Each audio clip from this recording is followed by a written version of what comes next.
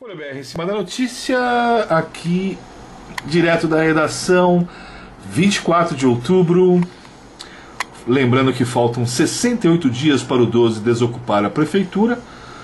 Matéria aqui no alto da página, Dr. Paulo admite carona na denúncia do 15, né? Que ele tecnicamente traduz em intervenção de terceiros interessados. E para comentar esta conjuntura, o nosso filósofo assíduo do Folha BR, com muito prazer, com muita honra, o professor Fernandão, sempre muito bem-vindo à redação do Folha BR para trazer uma palavra de inteligência, de reflexão e de provocação. Professor, bem-vindo, boa tarde. Boa tarde, querido André. Boa tarde, espectadores e leitores do Folha BR. Ora, fiquei eu bastante preocupado, e aqui passei, porque aqui é um caldeirão de ideias, e o professor, o meu querido André, fez uma reflexão que eu falei, desejaria eu falar isso para o público. E ele rindo, falou, por que não?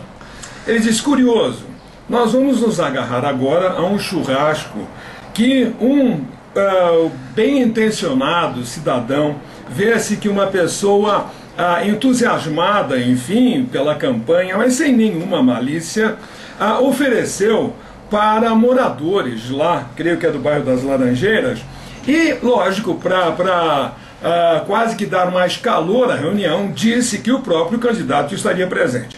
Ora, queridas e queridos, eu estou falando para as duas outras coligações, do 15 e do 23.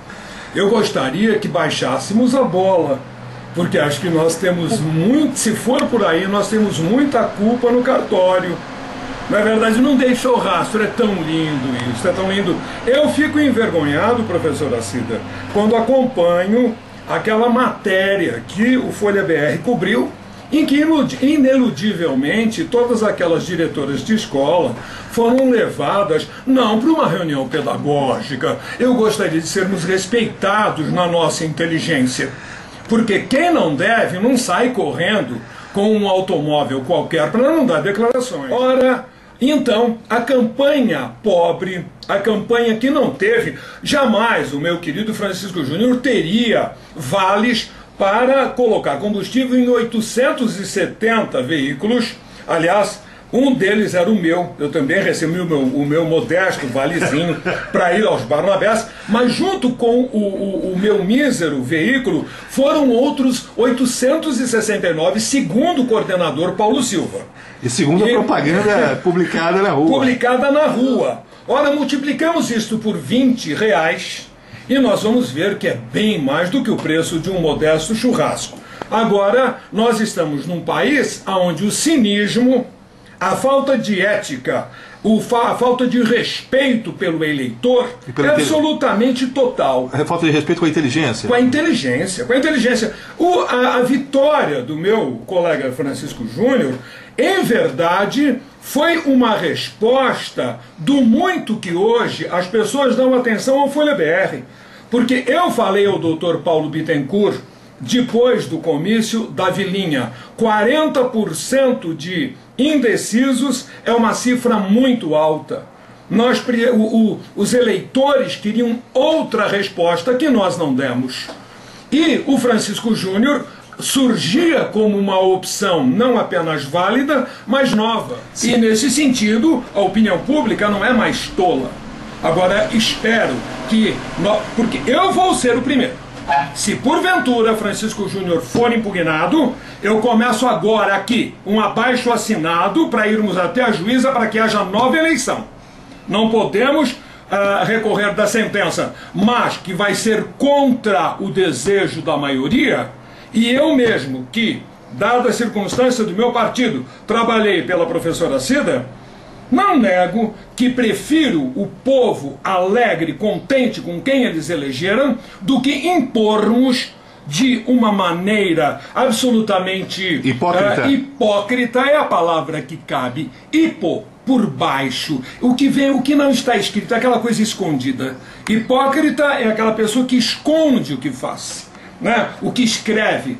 Ora, nesse sentido, me perdoem o desabafo, eu vim aqui para uma conversa entre amigos, mas a provocação de André me deixou aceso e gostaria que as pessoas não me parem na rua para dizer palavrões. Vamos discutir como pessoas civilizadas. Se quiserem me parar na rua ou virem aqui no Folha BR, eu estou totalmente à disposição. Espaço aberto. E tem mais. Eu gostaria que me apontassem que eu estou exagerando e estou errado. Vamos convidar alguém para o debate aqui, professor? Exatamente, estou... Tem aquela cadeira ali, ó. Ótimo. Eu estou disposto, se existe alguém pela minha profissão, isso faz parte da ética do meu trabalho, reconhecer quando estamos equivocados. Né? Isto é uma necessidade. Eu coloco grande esperança que o governo de Francisco Júnior comece exatamente com esta possibilidade de diálogo, onde o povo possa fazer chegar os seus anseios, os seus anhelos. Aliás, ele deu uma tão maravilhosa entrevista recentemente ao Folha BR que eu fiquei, mais uma vez, cativado. Professor, o povo elegeu das 3 campanhas a campanha mais pobre. Uhum. Qual a análise que o senhor faz disto? Eu fico muito contente, porque isto mostra no fundo do horizonte que os cidadãos, especialmente de Juquitiba, estão começando a ver as eleições na sua profundidade e como algo que realmente tem que ser vista com toda a seriedade, porque mexe com os destinos de cada cidadão. Foi o que os senhores conversaram aqui com o professor Urize, né? Exatamente. Foi nessa linha do que vocês narraram aqui, falaram aqui. Isto nos dá o ensejo e a esperança de que as próximas campanhas não se fiquem centradas no poder econômico. Professor, é admissível, tolerável que a campanha rica da máquina, a campanha poderosa da máquina, venha a assumir o lugar conquistado pela campanha pobre, que foi a vitória na eleição, diante da contestação de um churrasco? Não me perdoem, isto chega a ser grotesco.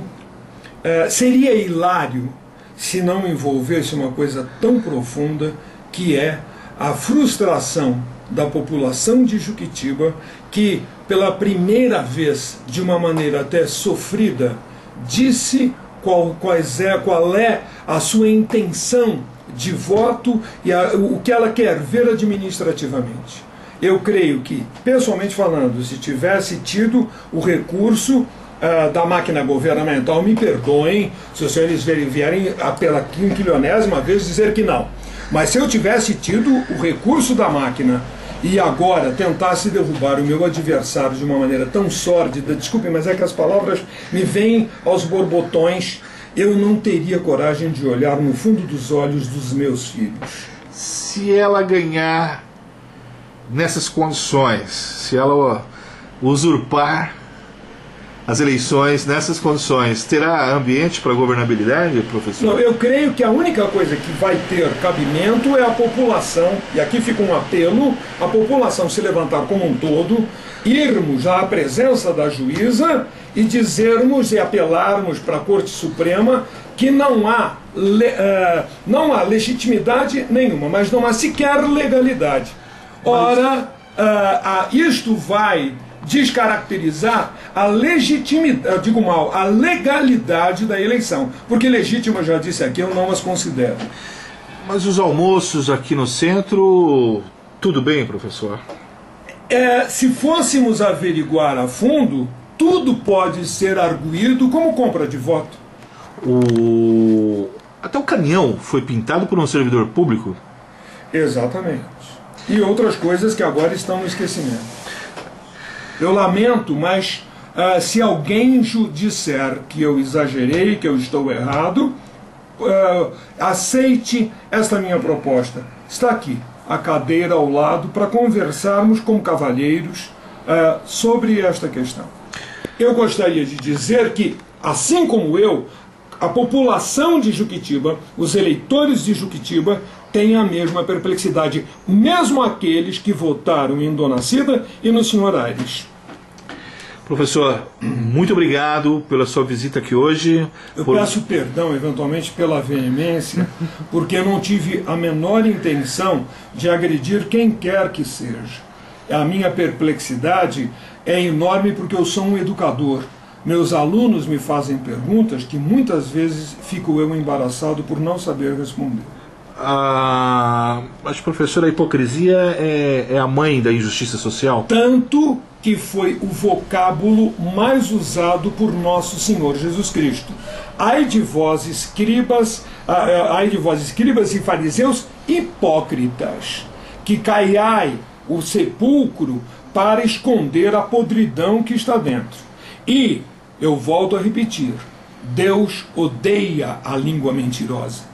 Eu gostaria, como os pastores evangélicos, de citar a Bíblia com passagem, número, etc. Não tenho esta memória, mas eu, como católico praticante, sempre sorrio quando eles me dão as citações em que local da Bíblia. Mas procurem no Antigo Testamento.